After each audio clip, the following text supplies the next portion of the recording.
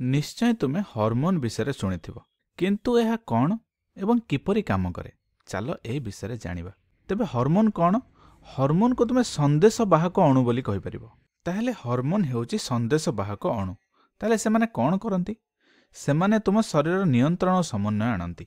ठीक अछि। यह संबंध रे सुनिले तुमे दुईटी प्रश्न चिंता करिपार।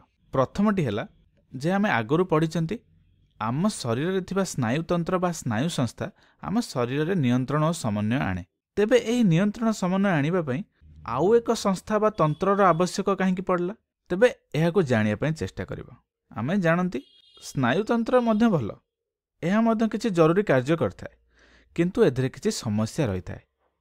से समस्या हेउची जे स्नायुतंत्र गुड़िक केवल किछि सीमित कोष को प्रभावित करे। कारण तुम शरीर रे थिबा स्नायु गुड़िक केवल किछि सीमित कोष सहित संजोग रखंती। तेणु समस्त कोष स्नायुतंत्र द्वारा नियंत्रण करा जाय पारे नाही। हार्मोन एही समस्या को समाधान करि पारे। कारण हार्मोन समस्त कोष को प्रभावित करे और समस्त कोष निकट रे पहुँचे। एही हेउची हार्मोन रो सुंदरता। एहीपरि हार्मोन क्षरण पई आम शरीर रे एक संस्था बा तंत्र अछि जाहाको आमे अंतःस्रावी तंत्र बोली कहिथांती। तेबे एठी आमे कोन जानले जे हार्मोन रो मुख्य सुविधाटी हेउची जे हार्मोन माने बा संदेश बाहक अणु माने आम शरीर समस्त कोष निकट रे पहुँचबारे समर्थ। ठीक अछि, किंतु तुमे चिंता करथुबो जे हार्मोन गुड़िक किपरि काम करे एवं हार्मोन आसिले नियंत्रण समन्वय केमति आसे, यार अर्थ कौन? ए विषय आम एक निर्दिष्ट उदाहरण नहीं बुझिया पई चेष्टा करिबा। मने कर रास्तारे तुमे एक मोबाइल फोन टे धरी चलुथिला बेले हठात एक झिटिपिटिटे तुम ऊपर को डेई पड़ला। ठीक अछि, एमती किछि डेई पड़ला। एबे तुमर आखि से झिटिपिटी को देखि परिया सहित तुमर आखि और हृदय संदेश गुड़िक तुम मस्तिष्क निकट रे पहुँचवा समय तुम मस्तिष्क कौन करे? एक प्रतिक्षेप क्रिया करे। एमती किछि हमें नई पड़ती एवं एई नई पड़िबा आम स्नायुतंत्र द्वारा होता है, जहा फल ए झिटिपिटी आम उपर पड़ू आम यहाँ एड़ाई पारती। तेबे तुमर स्नायु संस्था यही विपदर तुमको बंचाइला, किंतु विपदटी एठी समाप्त हो जाइनी। कारण से झिटिपिटी एबे भी मध्य एई जगार एमती अच्छी। ठीक अच्छे, मनकर ये झिटिपिटी अच्छी एवं जेकोसी समय यह तुमको आक्रमण करें। से तुम शरीर को यही विपद प्रस्तुत होगाक पड़ो। तेबे किए तुम शरीर को विपद प्रस्तुत कर? तुमर स्नायुतंत्र यह करिपरिबो नाही। कारण यह अनेक कोष उत्तेजित होगा निहाती आवश्यक।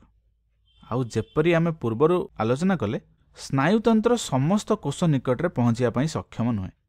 तेणु यही परिस्थिति पई तुम शरीर को प्रस्तुत करिबारे हार्मोन सहाय्य करिथाए।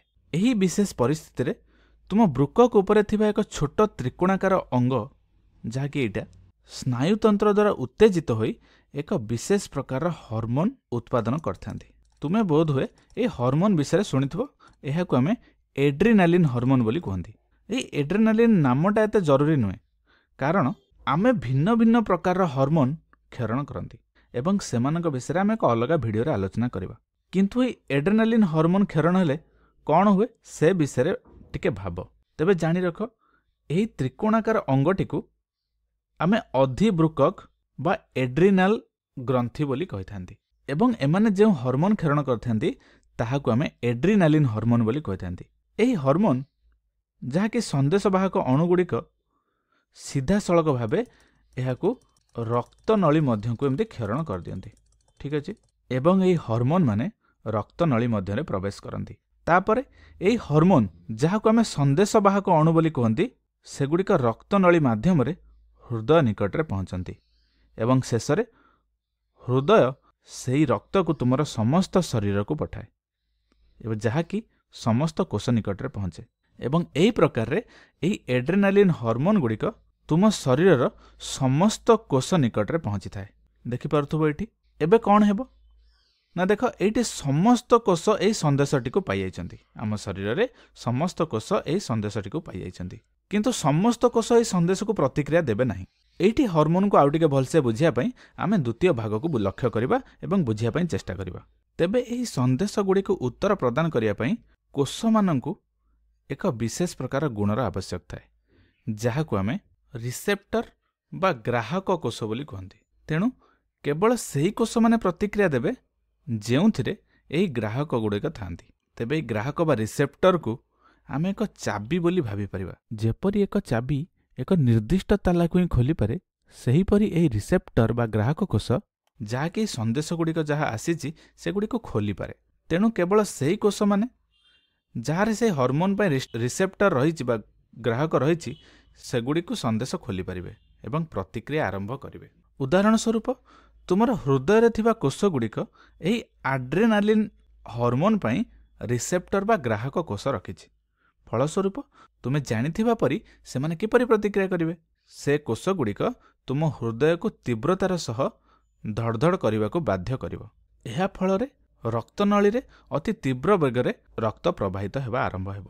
ଦ୍ୱିତୀୟତଃ ତୁମର ଫୁସ୍ଫୁସ୍ର କୋଷଗୁଡ଼ିକ ମଧ୍ୟ ଏହି ରିସେପ୍ଟର ବା ଗ୍ରାହକ କୋଷକୁ ରଖିଛନ୍ତି। ତେଣୁ ସେମାନେ ଏହି ହର୍ମୋନ୍ ପାଇଁ ଅଧିକ ଅକ୍ସିଜେନ୍ ନେବାରେ ଏବଂ ତୁମ କୋଷମାନଙ୍କୁ ଅଧିକ ଅକ୍ସିଜେନ୍ ଯୋଗାଇ ଦେବା ପ୍ରତିକ୍ରିୟା କରିବେ। କିନ୍ତୁ ଏହା ତୁମର ନିଶ୍ଚିତ ଆବଶ୍ୟକ ଅଟେ। ଆଉ କ'ଣ ହୁଏ? ଏହି ହର୍ମୋନ୍ ଗୁଡ଼ିକ ତୁମର ପାଚନ ପ୍ରକ୍ରିୟା ଏବଂ ଚର୍ମ ଆଦିକୁ ପ୍ରଭାବ କରେ ନାହିଁ, କାରଣ ଏ ପରିସ୍ଥିତିରେ ଏଠାରେ କୌଣସି ରକ୍ତର ଆବଶ୍ୟକତା ନଥାଏ।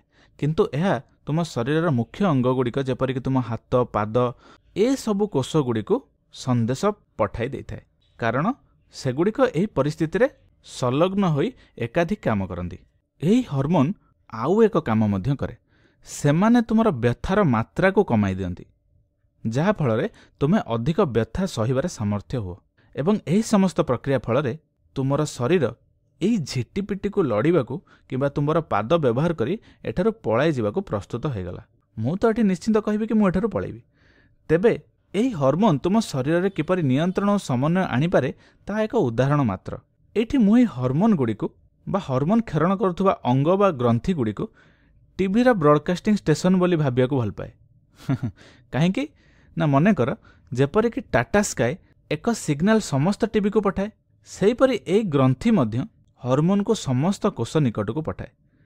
କିନ୍ତୁ ସମସ୍ତ ଟିଭି ଏହି ସନ୍ଦେଶକୁ ପ୍ରତିକ୍ରିୟା କରନ୍ତି କି? ନା, କେବଳ ସେହି ଟିଭି ଗୁଡ଼ିକ ଯେଉଁଥିରେ ଟାଟା ସ୍କାଏ ଲାଗିଛି ସେମାନେ ଏହାକୁ ପ୍ରତିକ୍ରିୟା କରନ୍ତି ଏବଂ ଯାହାଫଳରେ ଆମେ ଟାଟା ସ୍କାଏର ଚ୍ୟାନେଲ ଗୁଡ଼ିକ ଦେଖିପାରନ୍ତି। ଠିକ୍ ସେହିପରି ଆମ ଶରୀରରେ ମଧ୍ୟ କେବଳ ସେହି କୋଷମାନେ ପ୍ରତିକ୍ରିୟା କରିପାରିବେ ଯେଉଁମାନଙ୍କର ସେହି ହର୍ମୋନ୍ ପାଇଁ ଏକ ବିଶେଷ ରିସେପ୍ଟର ବା ଗ୍ରାହକ କୋଷ ଅଛି। ଏହି ହର୍ମୋନ୍ର ଉତ୍ତମତା ଏହା ଯେ ଏମାନେ ଶରୀରର ଗୋଟିଏ ଜାଗାରେ ରହି ମଧ୍ୟ ଅନ୍ୟ ଭିନ୍ନ ଭିନ୍ନ ଅଂଶଗୁଡ଼ିକୁ ସଂଯୋଗ କରିପାରନ୍ତି ଏବଂ ସମନ୍ୱୟ ଆଣିପାରନ୍ତି। ଏହା ଆଶ୍ଚର୍ଯ୍ୟଜନକ ନୁହେଁ କି? ଏହି କାରଣରୁ ହର୍ମୋନ୍ ଆମ ପ୍ରତିଦିନ ଜୀବନରେ ଏବଂ ଆମ ଶରୀରରେ ଏକ ବହୁତ ବଡ଼ ଭୂମିକା ରଖେ। କେବଳ ତୀବ୍ର ପରିସ୍ଥିତିରେ ପ୍ରତିକ୍ରିୟା କରିବାକୁ ନୁହେଁ, ଏହି ହର୍ମୋନ୍ ଆମର ଉଚ୍ଚତା ବୃଦ୍ଧିକୁ ମଧ୍ୟ ସାହାଯ୍ୟ କରେ। ଏହା ଆମର ଦାନ୍ତକୁ ବର୍ଦ୍ଧିତ କରିବାରେ ସାହାଯ୍ୟ କରେ, ଆମର ଯୌବନ ପ୍ରାପ୍ତିରେ ଏବଂ ଅନ୍ୟାନ୍ୟ ସୂକ୍ଷ୍ମ ସୂକ୍ଷ୍ମ କାର୍ଯ୍ୟରେ ସାହାଯ୍ୟ କରେ। ଯେପରିକି ଏହା ଆମ ରକ୍ତରେ ଥିବା ତରଳ ସ୍ତରକୁ ମଧ୍ୟ ଧରିକି ରଖିଥାଏ। ଏଭଳି ନାନା ପ୍ରକାର ହର୍ମୋନ୍ ଏବଂ ସେମାନଙ୍କ କାର୍ଯ୍ୟ ବିଷୟରେ ଆମେ ଆଉ ଏକ ଅଲଗା ଭିଡ଼ିଓରେ ଆଲୋଚନା କରିବା। ଯାହା ହେଉ, ଆମେ ଯାହା ଆଲୋଚନା କଲେ ସେଗୁଡ଼ିକୁ ସମାପ୍ତ କରିବା ପୂର୍ବରୁ ଆମେ ସ୍ନାୟୁତନ୍ତ୍ର ଓ ଅନ୍ତଃସ୍ରାବୀ ତନ୍ତ୍ର ବା ହର୍ମୋନ୍ ଗୁଡ଼ିକ ମଧ୍ୟରେ କ'ଣ ତଫାତ୍ ଅଛି ସେଗୁଡ଼ିକୁ ଜାଣିବା ପାଇଁ ଚେଷ୍ଟା କରିବା। ବର୍ତ୍ତମାନ ମୁଁ ତ ତୁମକୁ କହିବି ଯେ ଭିଡ଼ିଓଟିକୁ ବନ୍ଦ କରି କ'ଣ କ'ଣ ପାର୍ଥକ୍ୟ ଆମେ ଦେଖିଲେ ସେଗୁଡ଼ିକୁ ଜାଣିବା ପାଇଁ ଚେଷ୍ଟା କର। ଠିକ୍ ଅଛି, ତେବେ ଆସ ଦେଖିବା। ତେବେ ପ୍ରଥମ ତଫାତଟି କ'ଣ ନା ଆମେ ପୂର୍ବରୁ ଆଲୋଚନା କରିଥିଲେ କ'ଣ ନା ସ୍ନାୟୁତନ୍ତ୍ରଟି ଖୁବ୍ ସୀମିତ କୋଷକୁ ପହଞ୍ଚେ। ଏହା କେବଳ ଏକ ସୀମିତ ସଂଖ୍ୟକ କୋଷକୁ ଆକ୍ରାନ୍ତ କରିପାରେ। କିନ୍ତୁ ହର୍ମୋନ୍ ସଂସ୍ଥା, ଯାହାକୁ ବୈଜ୍ଞାନିକ ଭାବରେ ଅନ୍ତଃସ୍ରାବୀ ତନ୍ତ୍ର ବୋଲି କୁହାଯାଏ, ଏହା ଆଶ୍ଚର୍ଯ୍ୟଜନକ ଭାବେ ଆମର ସମସ୍ତ କୋଷ ନିକଟରେ ପହଞ୍ଚେ। ତେବେ କାହିଁକି ଏହି ସ୍ନାୟୁତନ୍ତ୍ର ସୀମିତ କୋଷ ନିକଟରେ ପହଞ୍ଚେ? କାରଣ ଏହି ସ୍ନାୟୁତନ୍ତ୍ର ଗୁଡ଼ିକ ତନ୍ତୁଗୁଡ଼ିକୁ ବ୍ୟବହାର କରିଥାନ୍ତି। ଏହାର ମାନେ ହେଉଛି ଯେ ଏହି ସ୍ନାୟୁତନ୍ତ୍ରରେ କିଛି ନିର୍ଦ୍ଦିଷ୍ଟ ଜାଲ ପରି କୋଷଗୁଡ଼ିକ ଅଛି ଯେଉଁଥିରେ ଏହା ସନ୍ଦେଶ ପଠାଇଥାଏ ଏବଂ ଏହି ସ୍ନାୟୁଗୁଡ଼ିକ କେବଳ କିଛି ନିର୍ଦ୍ଦିଷ୍ଟ କୋଷ ସହିତ ସଂଯୁକ୍ତ ରଖିଥାନ୍ତି। ଏହି କାରଣରୁ ଏହା ଖୁବ୍ ସୀମିତ କୋଷ ନିକଟରେ ପହଞ୍ଚେ। ଅନ୍ୟପଟେ ଅନ୍ତଃସ୍ରାବୀ ତନ୍ତ୍ର ବା ହର୍ମୋନ୍ ଗୁଡ଼ିକ ସମସ୍ତ କୋଷ ନିକଟକୁ ପହଞ୍ଚେ, କାରଣ ହର୍ମୋନ୍ ଗୁଡ଼ିକ ରକ୍ତ ତନ୍ତୁ ଦ୍ୱାରା ପଠାଯାଇଥାଏ। ସେମାନେ ରକ୍ତକୁ ବ୍ୟବହାର କରନ୍ତି ଏବଂ ରକ୍ତ ସମସ୍ତ କୋଷ ନିକଟରେ ପହଞ୍ଚିବାକୁ ସମର୍ଥ। ଏହି କାରଣରୁ ହର୍ମୋନ୍ ସମସ୍ତ କୋଷ ନିକଟରେ ପହଞ୍ଚିଥାନ୍ତି। କିନ୍ତୁ ଏହି ସ୍ନାୟୁତନ୍ତ୍ର ଗୁଡ଼ିକ ଅତ୍ୟନ୍ତ ତୀବ୍ର ଅଟନ୍ତି, କାରଣ ଏମାନଙ୍କର କିଛି ନିର୍ଦ୍ଦିଷ୍ଟ ଜାଲ ଥାଏ ବା ନିର୍ଦ୍ଦିଷ୍ଟ କୋଷ ଥାଏ ଏବଂ ଏହାର ଏକ ନିର୍ଦ୍ଦିଷ୍ଟ ପ୍ରତିକ୍ଷେପ କ୍ରିୟା ଅଛି, ଯାହାଫଳରେ ଏମାନେ ଅଧିକ ସମୟ ପାଇଁ ଅଧିକ ତୀବ୍ର ହିସାବରେ କାର୍ଯ୍ୟ କରନ୍ତି।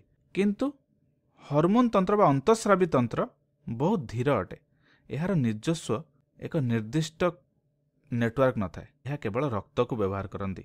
ସେଥିପାଇଁ ଏହି ଅଣୁଗୁଡ଼ିକ ରକ୍ତ ମାଧ୍ୟମରେ ପ୍ରବେଶ କରିବାକୁ ପଡ଼େ। ତାପରେ ରକ୍ତ ହୃଦୟକୁ ପହଞ୍ଚେ। ହୃଦୟରୁ ଏହି ରକ୍ତ ସମସ୍ତ ଅଙ୍ଗକୁ ଯାଇଥାଏ। ସେଥିପାଇଁ ସ୍ନାୟୁତନ୍ତ୍ର ତୁଳନାରେ ଏହା ଅପେକ୍ଷାକୃତ ଧୀର ଅଟେ ଏବଂ ସ୍ନାୟୁତନ୍ତ୍ର ତୀବ୍ର ଭାବରେ ପ୍ରତିକ୍ରିୟା କରେ। ଏବଂ ଆଉ ଏକ ଗୁରୁତ୍ୱପୂର୍ଣ୍ଣ ତଫାତ୍ ହେଉଛି ଯେ ତୁମେ ମନେ କରିପାର, ସ୍ନାୟୁତନ୍ତ୍ର ବୈଦ୍ୟୁତିକ ସଂକେତ ଗୁଡ଼ିକୁ ବ୍ୟବହାର କରେ। ଅଧିକାଂଶ ଅଂଶରେ ଏହା ବିଦ୍ୟୁତ୍। ଅନ୍ୟପଟେ ହର୍ମୋନାଲ ସଂସ୍ଥା ବା ଅନ୍ତଃସ୍ରାବୀ ତନ୍ତ୍ର ରାସାୟନିକ ଅଣୁଗୁଡ଼ିକୁ ବ୍ୟବହାର କରେ। ମୁଖ୍ୟତଃ ଏଥିରେ କିଛି ରାସାୟନିକ ସାମଗ୍ରୀ ରହିଥାନ୍ତି। ତେବେ ଏହାକୁ ଲକ୍ଷ୍ୟ କରି ଆମେ ସ୍ନାୟୁତନ୍ତ୍ର ଓ ଅନ୍ତଃସ୍ରାବୀ ତନ୍ତ୍ର ମଧ୍ୟରେ ପାର୍ଥକ୍ୟ ଜାଣିପାରିବା। ତେବେ ଏହି ଦୁଇଟି ତନ୍ତ୍ର ଏକା ସାଙ୍ଗରେ କାମ କରି ତୁମ ଶରୀରର ନିୟନ୍ତ୍ରଣ ଓ ସମନ୍ୱୟ ଆଣିଥାନ୍ତି। ଠିକ୍ ଅଛି।